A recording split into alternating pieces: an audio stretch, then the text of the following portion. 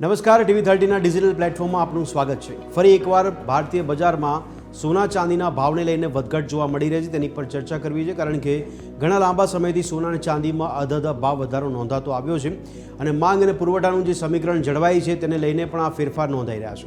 એવામાં આંતરરાષ્ટ્રીય પરિબળો કયા અસર કરી રહ્યા છે, સાથે સાથે ડોનાલ્ડ ટ્રમ્પની ટેરિફની નીતિ ભારત પર કેવી અસર કરી રહ્યા છે, અને એવામાં હાલમાં મોટાભાગના દેશોની અંદર જે કેન્દ્રીય બેન્કો છે, કેન્દ્રીય બેન્કો દ્વારા સોના અને ચાંદીની ખરીદી કરવામાં મોટું પ્રમાણ નોંધાઈ રહ્યું છે।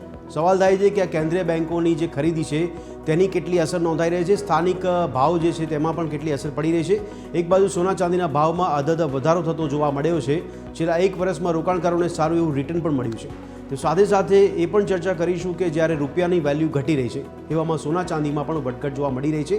આજે પણ અચાનક જ્યારે સોના ચાંદીના ભાવમાં વધારો અને ઘટાડો જોવા મળ્યો છે તેને લઈને ચર્ચા કરીશું કે હવે ફરી એકવાર જ્યારે વધઘટ જોવા મળી રહી છે, ઉત્તરોત્તર વધતો જે ભાવ છે એ ક્યાંક બ્રેક વાગ્યો હોય તેવું નોંધાઈ રહ્યું છે।